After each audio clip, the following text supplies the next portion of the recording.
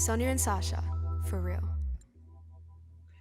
We are so grateful that you're listening to BRIMBANK Live and Live FM. You've got the Sonya and Sasha for Real show. It's Friday. It's our most happy day of the week. And today we're speaking all things American politics, the craziness that's happening over there. So we need some guidance. We need a calm, cool, smart head. And I think we've got the best person for the job. So she's our friend, Sash. And we walked into the room. Not only is she a this friend, woman just was glowing and she was just radiating Mother Earth. Like, she is Mother Earth. If there was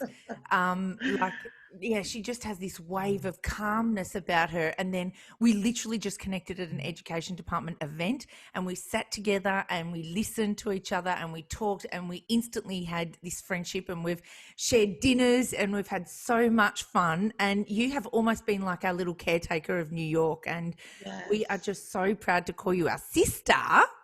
You are my sisters. You know, from Australia. But you have an incredible resume. Other than being our friends, you have an incredible resume. Okay, it's outstanding. Please welcome to the show, the amazing Sheba Simpson. Yay! Thank you. Thank you. Thank you. So you've been in the education sector for 21 years. You've been the Dean of Students. 22. Stepped up another one. We could have done a bit better Googling there.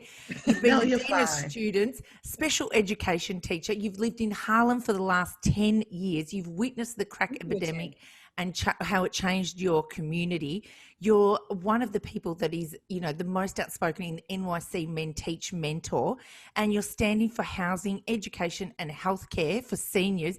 And you're running for Harlem in, District 9. District 9, what a City resume. Council. So one correction, I've lived in Harlem since I was 10 years old. 10 years old. Yes.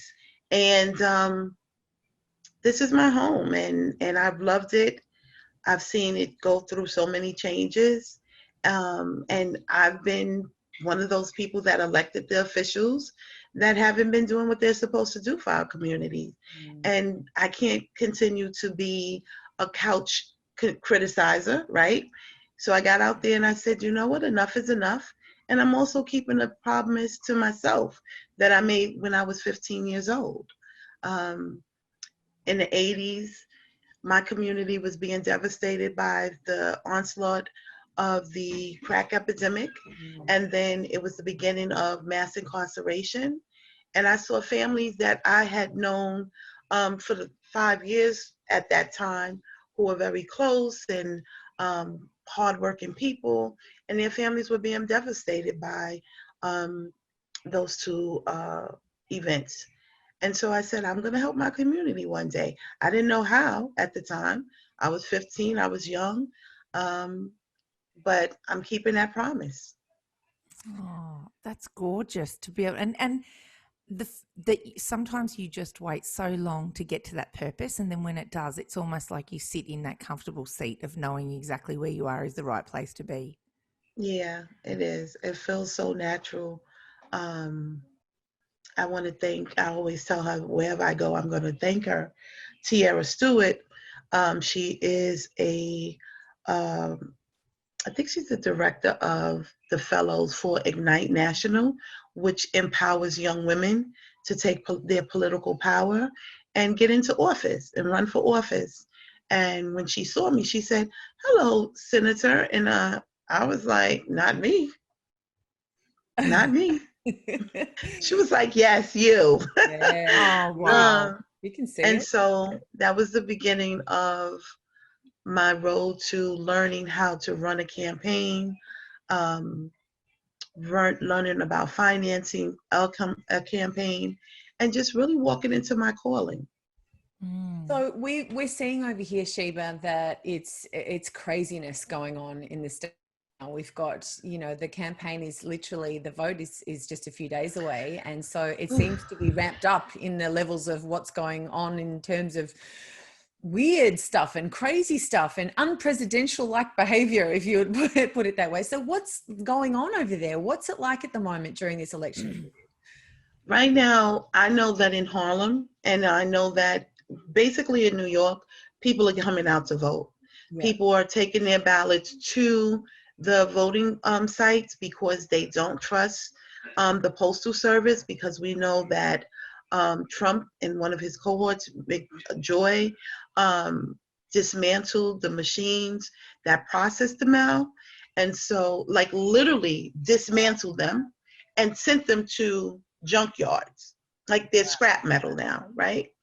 And so, and it's egregious because I worked for the post office prior to becoming an educator for 5.5 years. So I know how huge those machines are.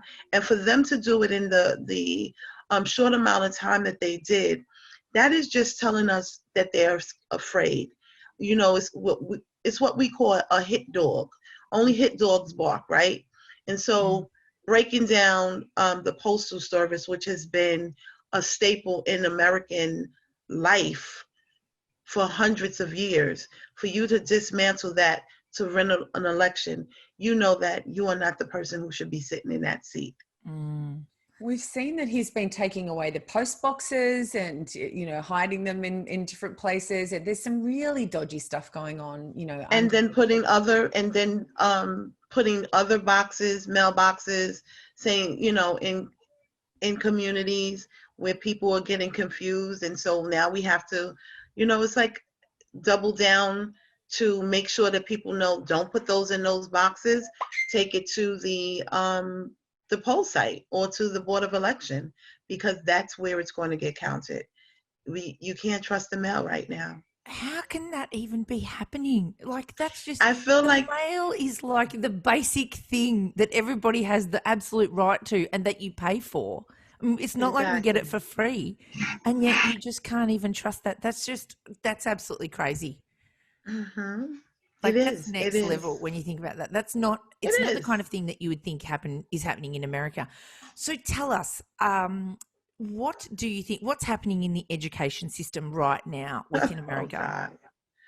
So, you know, with the pandemic, COVID-19 has, it shut down the world. It shut down the world, and it shut down a city that never sleeps. And it put us to sleep for about 6 months, right? From March to September. And basically, right now, parents, and myself included, are really frustrated at the way the mayor and the chancellor are handling it. You know, it's a disrespect, and you know, people say you shouldn't talk about the place that you work at, but I speak truth to power. And one of the things that I'll always do is speak truth to power. And when you disenfranchise people who are already marginalized, it is very frustrating. And so parents have a distrust even further with the Department of Education. You know, the one thing that we do have is that we do have a governor who over time has really grown into his position and really recognizing that he is a leader of all people and not some people. And so I respect the decisions that he's made throughout this pandemic. I can't say that for the mayor, and I can't say that for the chancellor, because we are hurting right now in the education system. So what are some things, like give us some examples of what some of the things that are hurting in? So the students with disabilities. I have a child who is doubled differently abled, who is struggling here, and I'm an educator because I'm online teaching my students, and my own child is struggling because he's not getting the services that he legally is supposed to have. He's not getting the instruction that he needs. He's not getting that focus, you know, come on, Noah, you can do it. He's not getting that encouragement, right? And so I'm an educator who was able to, during the summertime, create a schedule for him that really helped him to over the spring, that really helped him get to the next level. Because I was at a regional enrichment center, right? And that was a place for first responders children to go. And because I was like the principal there, he went along with me, and I had an amazing staff. And we were able to work with his teachers to create a schedule where he was able to get what he needed. That is no longer in existence. So now parents are figuring it out the best way they know how, right? That's first. Then you have teachers like myself who are working remotely. And so we have in my school, 65% of my students are online from my school. And you have teachers in school, and there's only 5 to 10 kids showing up for school. But yet, and still the lights are on. Yeah. And then there's this disconnect that some principals are still trying to run schools like we're in brick and mortar, and we're in a pandemic, and you're still trying to put more work on top of more work for teachers who really just want to help their students just be engaged as much as possible remotely, right? And so those are the things that we are facing right now, when we're facing top leadership leaving expeditiously out of the Department of Education, because now, the curtain is drawn. These people are getting six-figure salaries, and you can't figure out how to appropriately open up a school system during a pandemic that keeps everyone safe. And so now the truth is coming out, right? Everyone thought it was the teachers. It's the teachers. But you know what? The teachers are the ones on the front line, right? We're the front line. We're the cushion between administration and families, right? We're that cushion. And so it's a lot going on. And it's I can say, as a parent and as an educator, I'm not happy. Well, I know that we can do better. We've been homeschooling our kids. We did 31 weeks of homeschooling our children, and I would absolutely say, and neither of our children have special needs, although at some point I think that we did think they did, right? At some point, neither of us, did have that. But I would have to say, by far, it was one of the hardest things that we've ever done. I can't tell you how many times Sonia and I have, called each other crying from how hard it was. Would you agree, Sonia? Oh, totally agree. Yeah, we nearly lost our minds. So yeah. we need to take a break, but we need to come back and we've got to talk about what you think is going to happen. Is it Trump or Biden? And we want to dig into, you were on the front line of the Black Lives Matter protests in our second home, and we want to hear all about how you think that has played out, and how effective the protests have been and the changes that we hope have come from that situation. But we'll need to take a break, so stay with us. We're here with Sheba Simpson, who's running for District 9 in Harlem, our second home. Yes. You're listening to BRIMBANK Live on Live FM. This is the Sonya and Sasha For Real show. We'll be back soon. Thank you for listening to BRIMBANK Live on Live FM. This is the Sonya and Sasha For Real show. We're speaking with Sheba Simpson, who is right in the thick of the political goings-on in America. She's actually running to be a councilwoman in New York City, Harlem District 9. And she's with us today, and she's sharing with us just exactly what's going on over there. And we've got, in the few days, Trump and Biden, it will be, everyone's heading to the polls if they haven't pre-voted. And that's something that's new this time around, I think, in this 4-year lot, that there's 60 odd million people who've actually already voted. So it's a really good sign that people are getting passionate about this and that they are wanting change. Do you think that that's what's going on, Sheba? Yes, I think it is. I think people are weary, but they're not defeated. Yeah. And so they're finding their ways to the polls, and they're making accommodations for our seniors.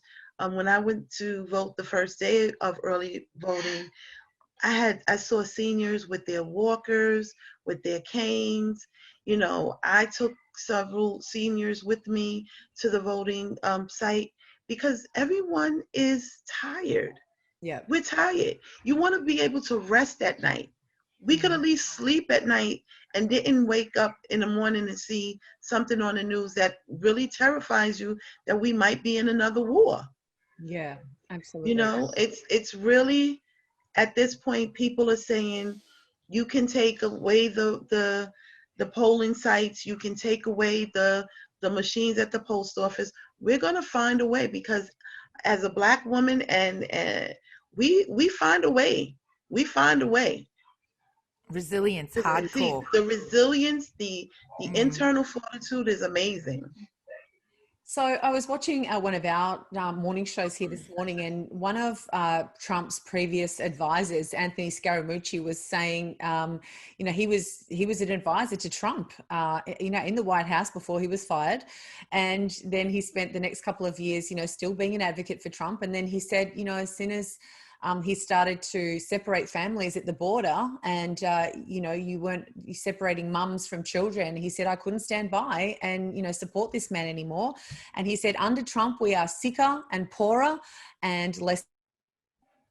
And less of everything, really. Absolutely. Yeah. Like that. So will Biden do a better job? I think so.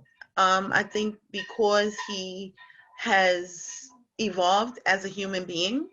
Because if we look at him from the 70s, we'll be like, we're not voting for him. Mm-hmm. But I think that as human beings, as we grow older, we learn from our mistakes. We encounter people that really make us think about the biases, which overt and covert, that we've had towards them, and the stereotypes that we've had about them, and we evolve. And I think that being around Barack Obama and his family really helped him to evolve, Mm-hmm. And I think that when you have friends help you. And so I think that once he gets into the office, he's going to have help, because you can't do this job alone. No job. Do you think he's a little bit too old? Do you think he's old? Too old? Well, look. This country has been built on old, white, rich men, conservative men. And you know what? Ronald Reagan's wife helped him through his last presidency. People don't know that, but she did. Mm-hmm. And so I believe that, yes, age has a factor with all of us. But I also think that Trump is old as well. Mm. Oh, he's in his 70s as well. Yeah. And he has not evolved. He's actually gotten worse. So and go ahead. Sorry, Sheba. No, can you please continue? Please continue. No. It's just basically, we just hope that Biden comes in and he does the right thing, because people are going to hold him accountable. I'm holding him accountable.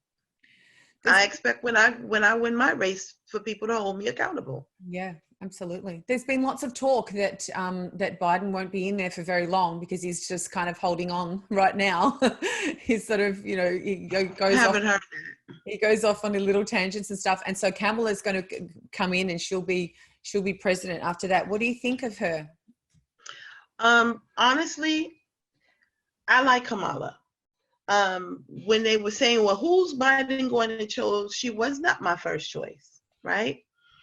But then you think about people, and you think about the seat that women sit in sometimes. And again, people grow into themselves. They grow into their positions. And I believe that she's going to remember her HBCU heritage. She went to Howard. She's a Howard person, and she's going to remember where she came from, because at the end of the day, this is a moment in history that we really should be pushing our leadership to be inclusive, diverse, and progressive. And I think that she has all of those qualities. Well, we know that you have all of those qualities. So we know that you are going to absolutely smash this election, which is coming up soon for you. And we wish we were there to be flying the flag for you, because I think when I look at all those rallies of Trump and Biden and the crazy people that show up and put pom-poms up in the air, I don't know what kind of people they are, but if it was for you, I would become one of those people, Sheba Simpson. Oh, so thank you. I'm hoping that by the time my race is in full flow, it is, well, I'm campaigning now, but next year I hope that you ladies can come and be with me and be in the winner's circle. If we could get out, not just out of our country, we've got a little curfew on how far we can actually travel. So if we could actually get out of our 25 kilometres and even make it to the airport, let alone get on a plane, I've put on so much weight I could fly myself there right now in this pandemic. Like you have no idea how much we miss you and love you and want to see you succeed, because you really are just this incredible woman that really needs to be in this place, and the people will actually flourish from having you in this place. And it's just not me. It's a collective. It's the community. I'm just the vessel. And I'm just the vessel. That's how gorgeous you are. You're passing it on to everybody else, and that's what makes you even more special. We love you. Thank you for sharing your knowledge and insights with us today. Sheba Simpson, councilwoman extraordinaire, brilliant force, passionate, fiery. You can feel it when you sit and stand next to her, and we love having you on board. Thanks for being on the Sonya and Sasha show. A good friend. Yeah, thank you. Absolutely. And you're my sisters. Thank you. Oh, we love that. Well, we'll take a break. BRIMBANK Live on Live FM. This is the Sonya and Sasha For Real show.